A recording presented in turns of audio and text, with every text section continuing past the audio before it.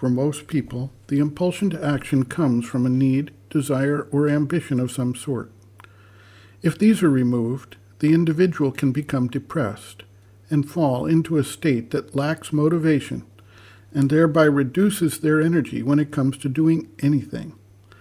We frequently see people, or experience within ourselves, states of being that have essentially given up, with the sense that all this action is meaningless or destined to fail, or else a sense of deep fatigue takes over and one can barely get up out of bed and go through the normal chores of the day. Some people work day in and day out for years to accomplish some task only to have all their forward progress destroyed in a day.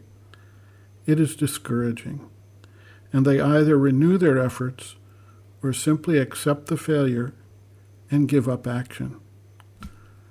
The spiritual seeker is not immune to these setbacks and the fatigue of action. He has an additional issue to resolve, and that is, if he removes all the prods that the physical, vital, and mental nature normally provide to provoke him into action, what remains to get him to act at all? In some cases, we see individuals who take up the spiritual life simply abandon the life in the world with the sense that it is all an illusion, or else, as a reaction to setbacks and difficulties, more or less as an escape from the pressures of the outer existence. What can move the spiritual seeker to action when he is no longer driven by need, desire, or ambition?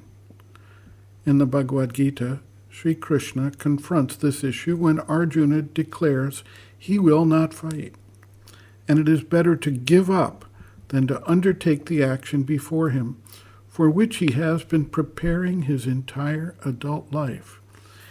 He explains to Arjuna that one can act from an entirely different standpoint, one of doing the work to be done without desire for the fruits, without attachment to the result, simply because it is what the divine has placed before one for one's action.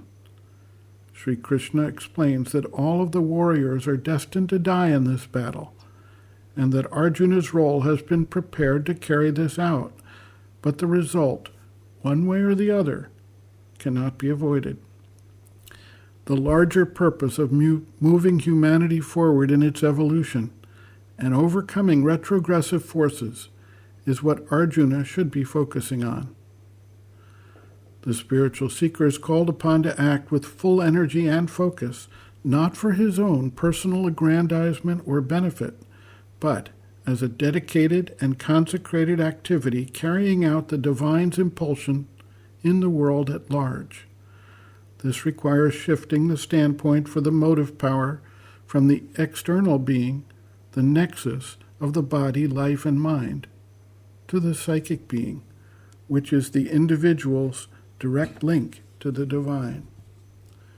Sri Aurobindo notes, quote, "Men usually work and carry on their affairs from ordinary motives of the vital being, need, desire of wealth or success or position or power or fame, or the push to activity and the pleasure of manifesting their capacities, and they succeed or fail according to their capability, power of work, and the good or bad fortune, which is the result of their nature and their karma. When one takes up the yoga and wishes to consecrate one's life to the divine, these ordinary motives of the vital being have no longer their full and free play. They have to be replaced by another, a mainly psychic and spiritual motive, which will enable the sadhak to work with the same force as before, no longer for himself, but for the divine. If the ordinary vital motives or vital force can no longer act freely, and yet are not replaced by something else, then the push or force put into the work may decline, or the power to command success may no longer be there. For the sincere sadhak, the difficulty can only be temporary, but he has to see the defect in his consciousness or his attitude, and to remove it. Then the divine power itself will act through him and use his capacity and vital force for its ends. End quote. Reference, Sri Aurobindo and the Mother, Looking from Within, Chapter 3, Action and Work, page 65.